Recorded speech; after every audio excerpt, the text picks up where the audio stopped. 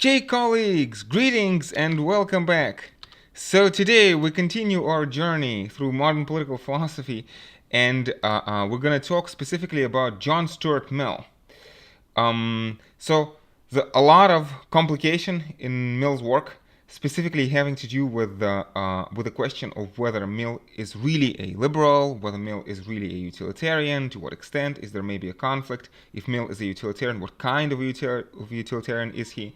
So there's quite a lot of things to work through, right? And the Stanford Encyclopedia has a wonderful article on Mill's political philosophy, which spells out, I think, most of the important details that we need to understand. So the article is written by David Brink. David Brink has a website, actually has some additional material which seem to me, very good in general. So let me recommend that. And should I talk about this? Yeah, you see, I've been teaching this course for several years now, and so I tend to read philosophers through the lens, through the prism of one another. And especially for me, there's an important connection between John Stuart Mill and Karl Marx. So when people ask, what kind of morality are we going to have in communism? I feel that utilitarian morality works really well. I am a big fan of utilitarian morality. Not to mention that in some sense, I guess you could say that both Mill and Marx go back to two important ancient Greek philosophers, Epicurus and Aristotle. So there's this Epicurean idea of pleasure through happiness. I mean, happiness as defined through pleasure. And then Aristotle talks about this ideal of human being as a rose in full bloom, again, this eudaimonia, where we exercise our highest faculties. That to be properly human and properly happy, we need to be able to unchain our creative potential in society. And there's, Aristotle and Epicurus are different philosophers. They provide different philosophies. But I feel that there's enough of an overlap that, Epicurus and Aristotle can be harmonized. And in the context of contemporary philosophy, in many ways, I feel that Mill and Marx both represent a certain kind of outgrowth of that synthesis. So again, I tend to read Mill through the prism of Marx, and I tend to read Marx through the prism of Mill. But today, we're gonna look at, again, classical standard article, Anglo-American philosophical article on Mill, which is not going to be contaminated by Marx, although I'll probably make some Marxist comments throughout the video. So let's begin. Let's begin without further ado. And again, as far as I can tell, I've read this article a while back, but from what I remember, it's an excellent article. So highly recommend this to everyone. Yeah. So we also have, obviously, we have a chapter in Bouch and Kelly. So a chapter on John Stuart Mill, written by Paul Kelly. We don't need the chapter on subjection of women. There's no time to write about this on the exam, unfortunately. So we only need, in Bouch and Kelly, we only need the chapter on Mill himself. And I feel that maybe you want to read this article in Stanford Encyclopedia of Philosophy first, before you read Bouch and Kelly. So it's generally speaking, I would recommend you first read Mill, because he's probably the most straightforward, then read this article on Stanford Encyclopedia of Philosophy, and then proceed to Paul Kelly's article in Bouch and Kelly, in this order of difficulty, complexity, sophistication. Yeah. So let's start. So John Stuart Mill, most famous influential British philosopher of the 19th century. Yes, he was one of the last systematic philosophers, making significant contributions in logic, but also metaphysics, epistemology, and ethics, and political philosophy and social theory. And I have to say, personally, I'm a big fan of Mill's philosophy of logic. Anyway, so Mill was also an important public figure, articulating the liberal platform, pressing for various liberal reforms, and serving in the parliament. So, and in the parliament, he had important motions about India and about the subjection of women's rights. During Mill's lifetime, he was most widely admired for his work in theoretical philosophy, political economy. Oh yes, he's also an economist. However, nowadays, Mill's greatest philosophical influences in moral political philosophy, especially his articulation and defense of utilitarianism and liberalism. This is the nexus, right? Utilitarian defense of liberalism in Mill. This entry will examine Mill's contribution to utilitarian and liberal tradition. We shall concentrate on two most popular, best-known works, so Utilitarianism, 1961, and On Liberty, 1859. Notice that Utilitarianism was published after On Liberty, okay? So and shortly after, and he worked on both of them, it seems, simultaneously. So when we ask this question, is there a conflict between Mill's liberalism and his utilitarianism, Mill himself apparently did not think that there was a conflict. Again, these two most important works were published at the same time. Okay, and also this article looks at considerations on representative government, principles of political economy, and subjection of women.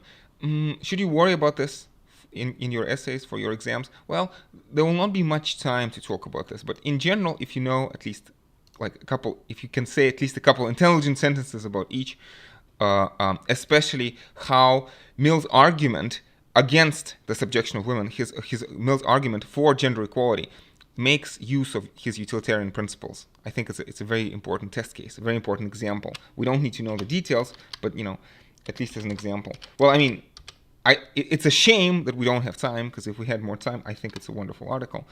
But let's continue. So, Mill's intellectual background. Yes. So we talk about philosophical radicals. We talk about Jeremy Bentham.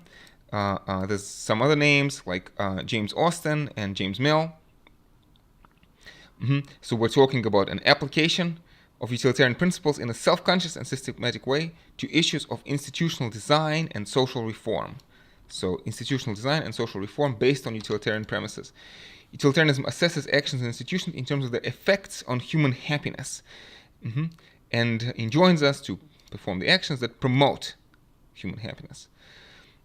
So in one formulation, maximize human happiness. Utilitarianism was a progressive doctrine, historically principally because of its universal scope and insistence on that everyone's happiness matters.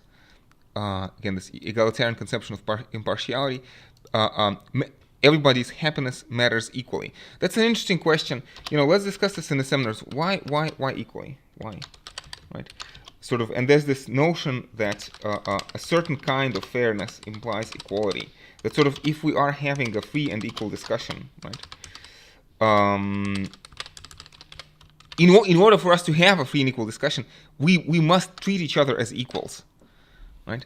I feel that this is a certain demand that is built into the structure of the dialogue. And if I don't count you as equal to me, then basically the question is, why would you listen to me, right? Are we having an equal discussion then? If I say, sort of, I am the Lord and you are the serf, why would you listen to what I have to say? Doesn't this inequality imply a certain kind of violence? And doesn't freedom imply, freedom of discussion, doesn't it imply a certain kind of equality? Not total equality, not equality of outcome, but equality as a condition of free discussion. Let me write this. Like a certain kind of equality as a condition of free discussion.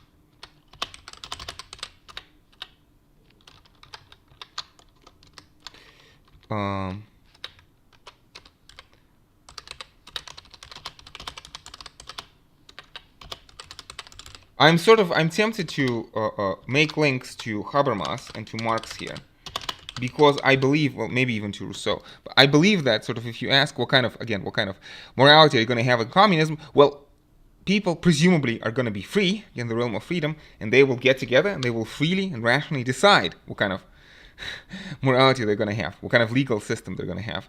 And Marx says, for the first time in human history, this will be self-transparent, etc., etc. Well, anyway, let's go back to Mill. So because of these general characteristics of utilitarianism, because of its, again, egalitarian and progressive stance, utilitarianism tended to challenge the traditional institutions of class and privilege, right? So,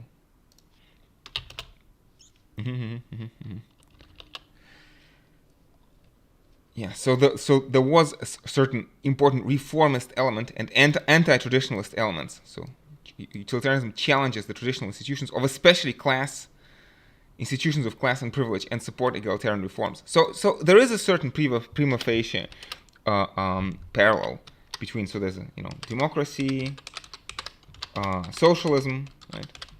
Even maybe communism. Can you have a utilitarian argument for communism? Again, I read Marx in a quasi-utilitarian fashion, through a quasi-utilitarian lens. Nietzsche somewhere. in the background. Again, people often tend to see Nietzsche and Mill as being opposed. I don't think so. I think if we read the works of both Mill and Nietzsche carefully, we see much more overlap than we see difference. Let me just give one tangential example. Circumstantial evidence. Both Mill and Nietzsche admired Goethe and thought that Goethe exemplified an ideal of human individuality. We'll talk about Goethe in a little bit. Anyway, so Mill had a very strange upbringing, very unusual. It was a bit of an educational experiment by his father, and Mill was raised from birth to be this, to join this reformist vanguard.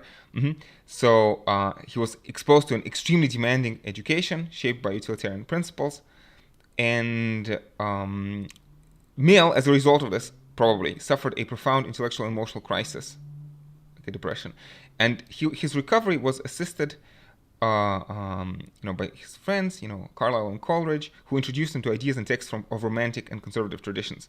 So Mill is influenced by romantic, well, especially by the romantic tradition. Something for us to keep in mind. And as Mill emerged from his depression, he became more concerned with the development of well-rounded individuals and with the role of feeling culture and creativity in the happiness of individuals. So again, and here's a potential tension, potential problem, right? So we're talking, we used to, classical utilitarianism talks mostly just about greatest happiness of the greatest number, but now Mill insists that in fact the greatest happiness comes only through this quasi-Aristotelian development of well-rounded individuals, right? And so let me add Aristotle here, but let me also add Nietzsche and Goethe. So Aristotle, Goethe, and Nietzsche with a question mark, because of course Nietzsche thought that Mill was an idiot, but I don't think that Nietzsche actually read Mill, honestly.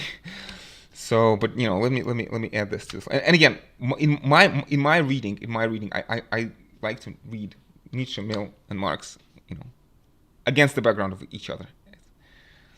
I think that they mutually inform one another, is what I'm saying. Anyway, though Mill never renounced the liberal and utilitarian tradition and mission that he inherited from his father, his mental crisis and recovery greatly influenced his interpretation of this tradition. Yes, he became critical. He became critical of Bentham, and of his father, right? And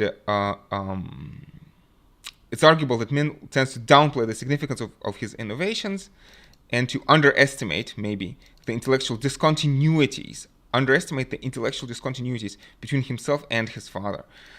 However, his father actually came to view Mill as a defector from the utilitarian cause. So Mill's father actually saw Mill as a defector. He thought that Mill was no longer really a utilitarian anymore. But Mill did not think so himself. So again, the prima facie claim is that Mill still stands by this notion of the greatest happiness of the greatest number, but he says that evidently, in order to achieve the greatest happiness of the greatest number, you need to promote this well-rounded development of individuals. And we'll see this, especially on liberty. So we need to try to understand the extent of the transformation that Mill brings to... So, so again, this notion, it's better to be Socrates dissatisfied than a fool satisfied. It's better to be a human being dissatisfied than a pig satisfied. The idea that seems to be on the surface that it is more pleasant, that a dissatisfied human being is still happier than a satisfied pig, right? Or a dissatisfied Socrates is still happier than a dissatisfied Socrates, is still happier than a satisfied fool. Prima facie, at first sight, right? Let's continue. So, this first section here is going to deal with Mill's predecessors. So let's briefly do a rundown. So, this was the movement. They were called the philosophical radicals, right? And Bentham and James Mill, John Stuart's father, right, are two important representatives of this tradition. And so we begin by talking about the question of what is the nature of human happiness and what is the nature of human motivation, right? So Bentham and Mill understand happiness hedonistically, from the Greek word hedone, which means pleasure. So happiness consists in pleasure, and they believe that the ultimate aim of each person is the promotion of your own pleasure. And Bentham very famously says, nature has placed mankind under the governance of two sovereign masters, pain and pleasure. Nature has placed the mankind under the governance of two sovereign masters, pain and pleasure. We could, and probably should, compare Bentham's idea here in this quote to philosophers such as Hobbes, I would say, but also maybe Hume, right? So compare this to Hobbes and Hume. Hobbes says, whatsoever is the object of any man's appetite or desire is that which he calls good, and the object of his hate and aversion is what man calls evil. There being nothing simply and absolutely so, right?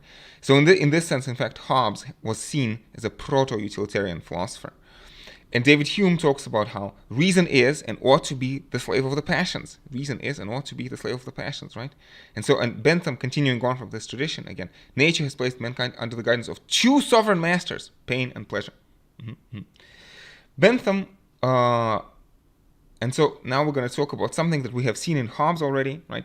It's this question of, if I'm only motivated by my pains and pleasures, does it mean that I don't care about other people? And the answer is no, not exactly, right? So Bentham allows that we may be moved by pleasures and pains of others, right? So, but he appears to think that these other regarding pleasures can move us only insofar as we take pleasure in the pleasures of others.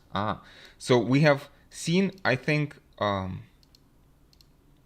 somebody, Oakeshott, I think, talks about Hobbes as being a tautological egoist. So tautological in the sense that sort of by definition, everything you do for your own good. That's the overriding idea, right? Everything you do for your own pleasure. And if parents take care of children, they do so because they enjoy, they take pleasure in the happiness of children. Or as Hobbes says, you give pity, you give alms to the poor person, not because you really care about the poor person, but because you are relieving yourself from the pain of compassion. So this is Hobbes, right? Anyway, so we see again, Bentham endorses a version of psychological egoism which claims that the agent's own happiness is and can be the only ultimate aim of his desires. Mm-hmm. Yeah. So, and there's a quote from Bentham, which I don't think we need to read. So, Bentham is a hedonist about utility and happiness, treating happiness as consisting in pleasure. Okay. Bentham does not say why he believes that one's own pleasure is the only ultimate object of desire. He may see it as a generalization. So the question is, why do we see that? Okay, I want to skip that. James Mill also treats psychological hedonism as axiomatic. We can probably skip that as well. Sometimes Bentham appears to allow for a more diverse set of ultimate motives, but these concessions to psychological pluralism are exceptional. Concessions to psychological pluralism are exceptional. Okay, less important. Even in the context where Bentham recognizes motivation that is not ultimately self-interested, he appears to treat it as weaker and less dependable. Bentham claims that utility not only describes human motivation, but also sets the standard of right and wrong. So, sets the standard of right and wrong. By the principle of utility is meant that principle which approves or disapproves of every action whatsoever, according to the tendency which it appears to have to augment or diminish the happiness of the party in question. Okay, this is kind of less interesting. It remains to be determined whose happiness matters. One might imagine that this is the utility of the agent.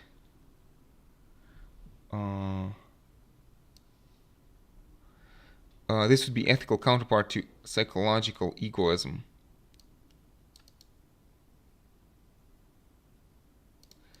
Yeah.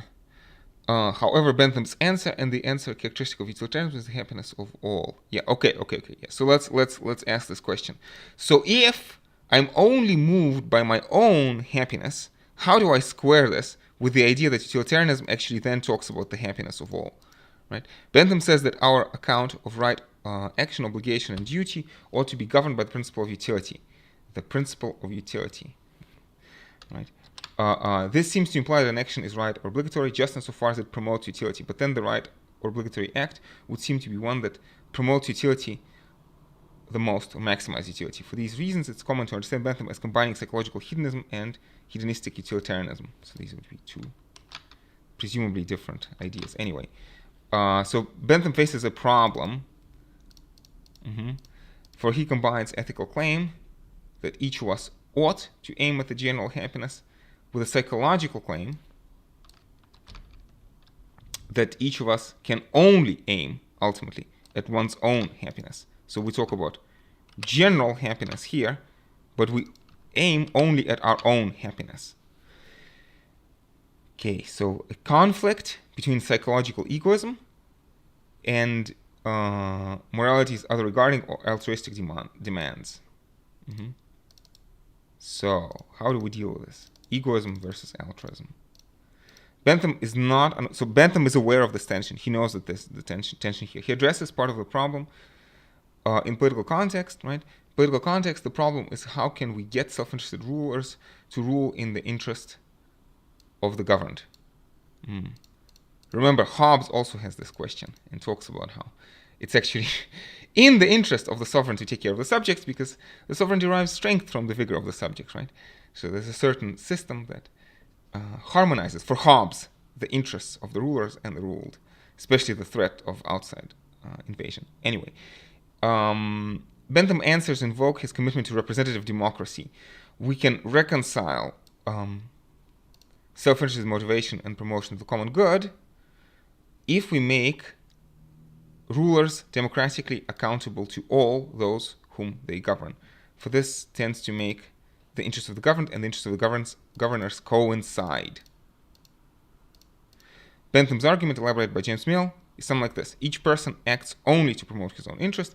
The proper object of government is the interest of the governed. Hence, rulers will pursue the proper object of government if and only if their interests coincide. Ruler's interests will coincide only if he is politically accountable. Hence, the rulers must be politically accountable. Okay. Let me maybe pause here. So again, I feel that Bentham is going to say, look, it's necessary, it is the case psychologically that people only care about their own happiness. And if people were solitary creatures, okay, fine, we'd live on our own. But human beings, one way or another, have to live in societies. So the only natural way, if I only care about myself and you only care about yourself, the only natural way for us to make like rational, reasonable rules is on the principle of fairness. That sort of yes, particularly I only care about myself, and particularly you only care about yourself. But the right kind of law that we should make, right, that governs all, should take our interests equally into account. This would be my preliminary answer. I'm not sure if it's a good answer, but let's continue. So we talk about democratic reforms, including extending the franchise to workers and peasant farmers. Extending the franchise. Again, you see Marx and the utilitarians working for similar purposes. Okay, so Bentham sets out his conception of pleasure.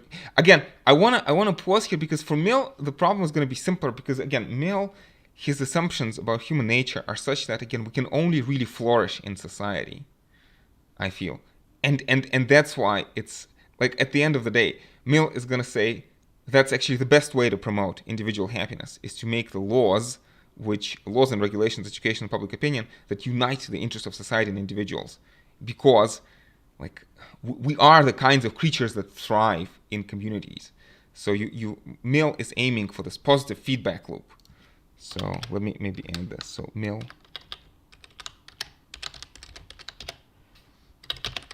positive feedback loop, right? So uniting the interest of individuals and societies, right? So individuals improve. It's like, goes back to some extent to Adam Smith's idea of invisible hand, that sort of each person promotes their own good, and thereby in a well-ordered society, if the institutions are of the right kind, this also promotes general happiness. Okay,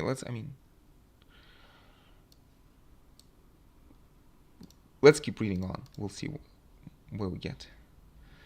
Yeah, so intrinsic relational dimension of pleasure. Hedonism says that pleasure is the one and the only intrinsic good, and pain is the one and only intrinsic evil. Okay, all other things have only extrinsic, instrumental, or instrumental value. Instrumental value. Because utilitarian asks us to maximize, value has to be able to make sense of quantities of pleasure. You know what? When we talk about this again, individual and society, maybe we should think about Rousseau. I don't know. Again, his idea of the general will, maybe. I don't know. Let's continue. Yeah, so we talk, okay, yeah. So another issue in utilitarianism is that in principle, we would love, it would be nice if we could quantify in numerical terms the quantities of magnitude or magnitudes of value associated with different options. So we assign value to pleasure, disvalue to pain.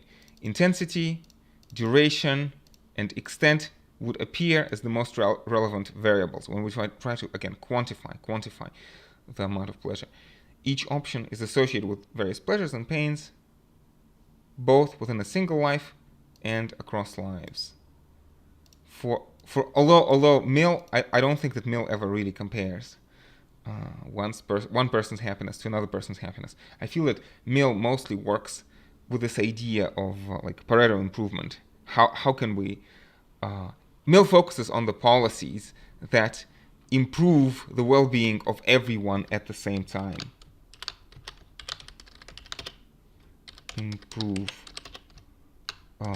lives for all at the same time. What the economists call Pareto improvement, right? And if you take an example of emancipation of women, again, Mill has a very powerful argument in favor of women, female emancipation. He's going to say, look, you are potentially doubling the number of Newtons that we're going to have. Newtons, right? So geniuses who are going to improve our understanding of the world and, in general, improve the human condition, invent new medicine, treat diseases, etc., right? So Mill says, how can you say no to that? It's an obvious improvement for everyone, males and females alike. Anyway, so I don't think that ever. So I wrote this because I don't think Mill ever really does this comparison. Like I lose and you win, or I win and you lose. Mill always, I feel, talks about policies which improve lives for all people at the same time, like one tide which lifts all boats. Okay, so we try to calculate total amount. This is still Bentham. Two more options. Yeah, Bentham does not assume.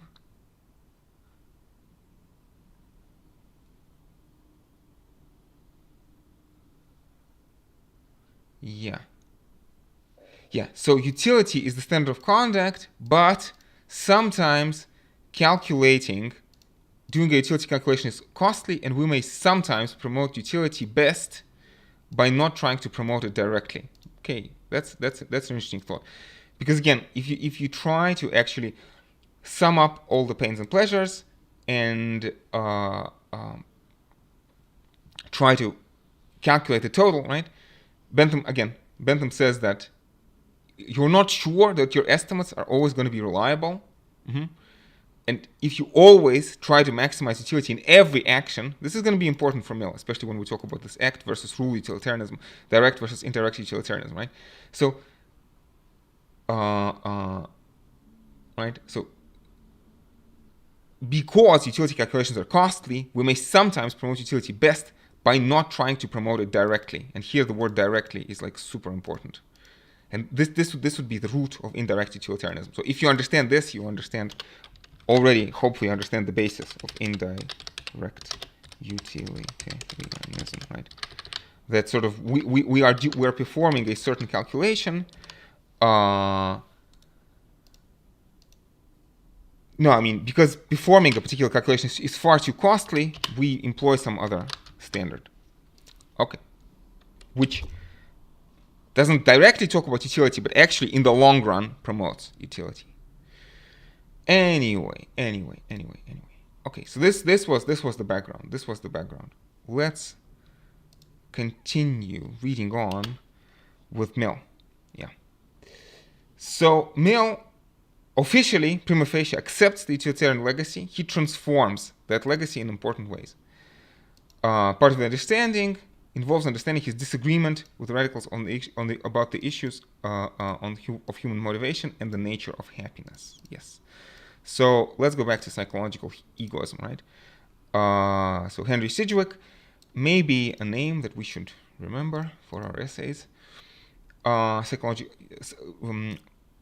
Reads Mill as a psychological egoist. So in the opening, so in chapter 4, Mill gives a proof, and in chapter 4 of Utilitarianism, right, Mill aims to show that happiness is the one and only thing which is desirable in itself. So the central premise of his argument is that everyone, as a matter of fact, desires his or her own happiness. So again, old argument which kind of goes back to Epicurus.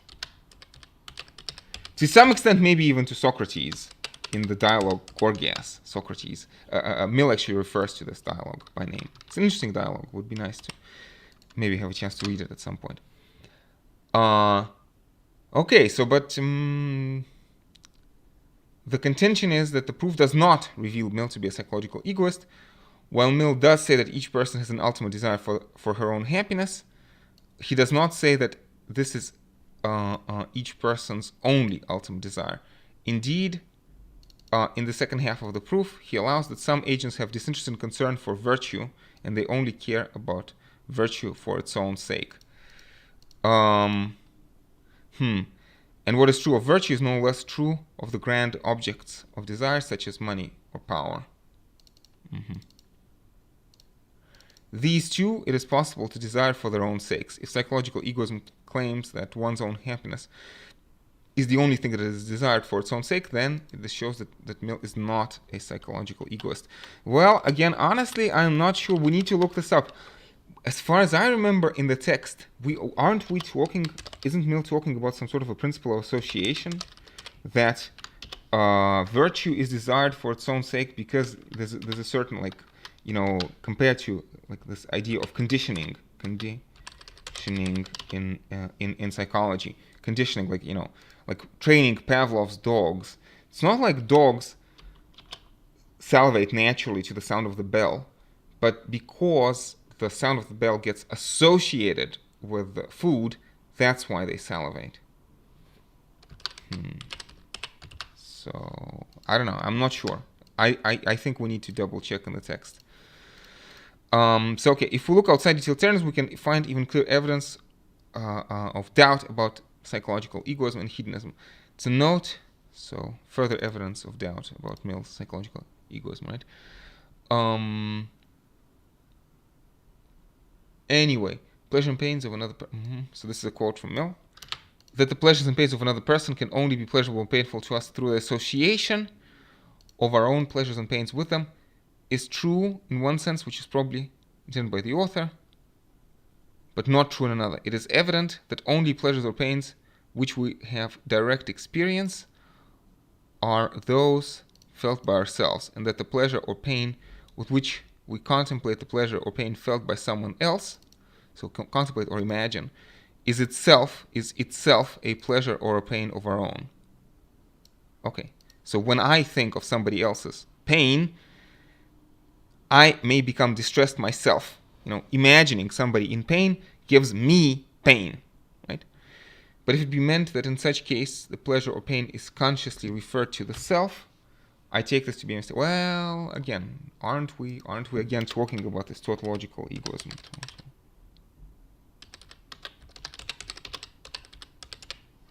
I'm not sure I like this kind of reasoning.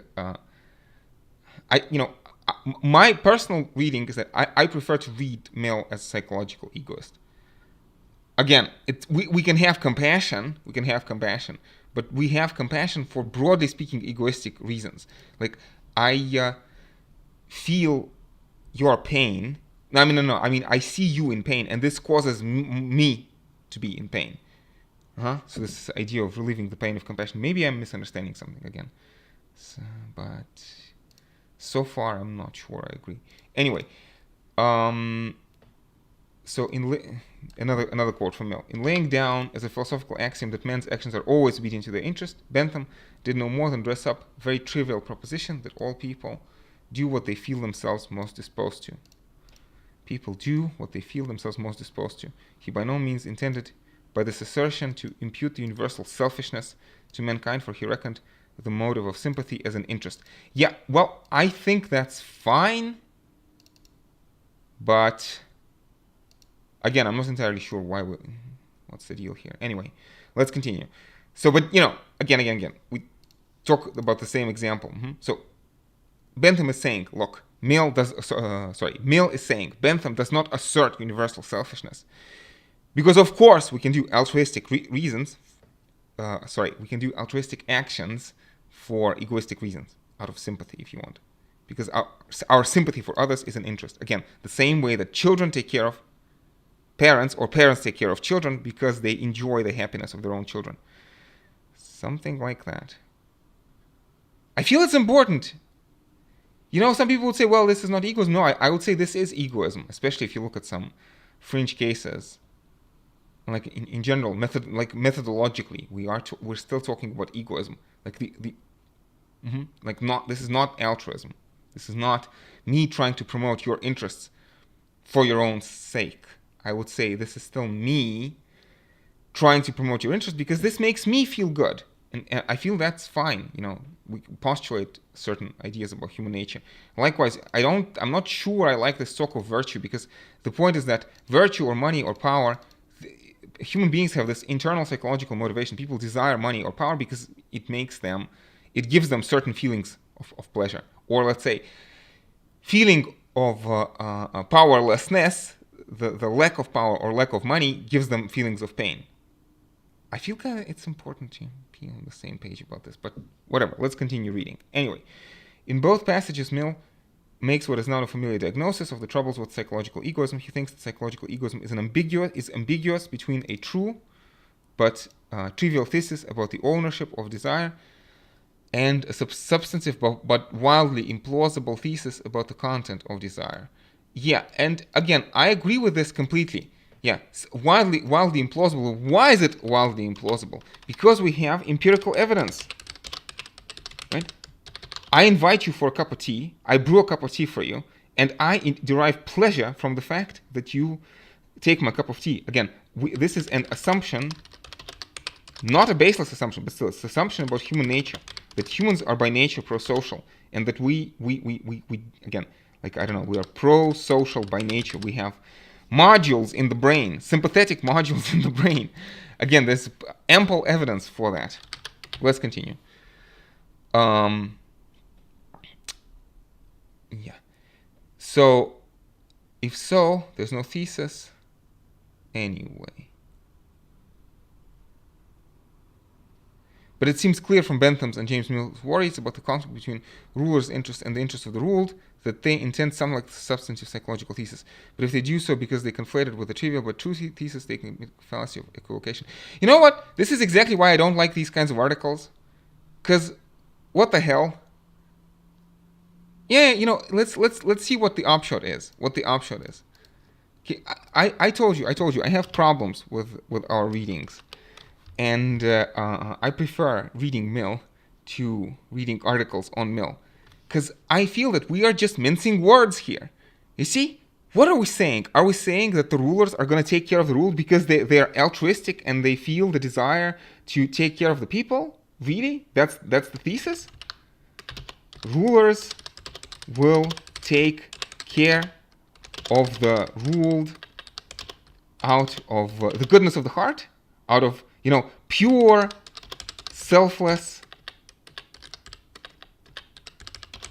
altruism, or let's say, again, to be consistent with what we said before, altruistic desire. I would find that terribly implausible. I would say that, again, we had this notion from somebody like Hume that, yeah, human beings have a certain basic prosocial nature. We're not complete egoists, but in Hume we're talking about, I think it's called limited benevolence. And limited benevolence is an important condition. It's an important condition. It enables human interactions. But you cannot just rely on limited benevolence.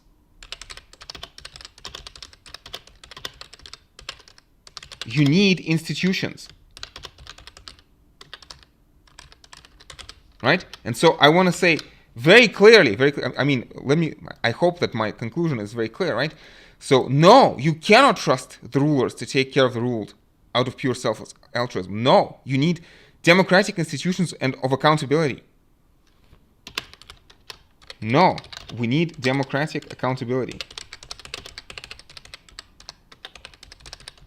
And I want to say, if human beings, and we talked about this last year when we talked about Hume, if human beings were totally and completely selfish, then laws would be impossible, society would be impossible, and democratic accountability would be impossible if we were completely selfish, right? Because we would be so selfish that we would not be able to even follow the rules, because you would need to have a policeman besides every person. And then you would have to take a policeman to police the policeman, and you would have the infinite regress of policemen. Okay, let me this. Unless people had some pro-social motivation, we would run into an infinite regress of policemen.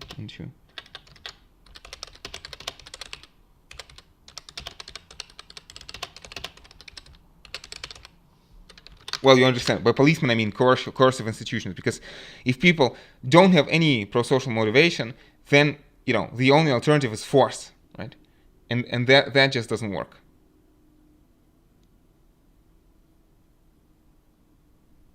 Okay. Larger criticism, conception of psychology, human nature. Yeah. So honestly, sorry, article, I am not impressed. I'm not impressed, and I disagree. I think this is confused. And I don't like the fact that they just talk about conflict between ruler and ruled and don't seem to resolve it. Maybe they'll resolve it later on. Let's continue. Let's continue reading. Okay, happiness and higher pleasure. So again, what is my conclusion? My conclusion is no. Mill is a psychological egoist. This is my conclusion. Mill is a psychological egoist, and I disagree with what the article says. Take it with a grain of salt. Again, in the spirit of John Stuart Mill's spirit, free and equal discussion. Maybe I'm wrong, but that's the way I see things now. Okay. So, let's proceed to the next section, right? So happiness and higher pleasures.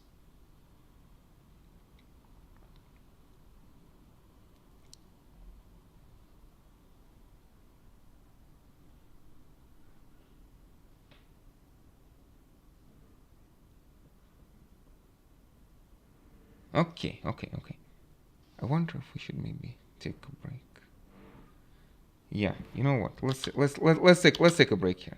We've been going on for quite some time. Anyway, we're gonna continue after the break. As always, I hope this was stimulating, and I'll see you after the break.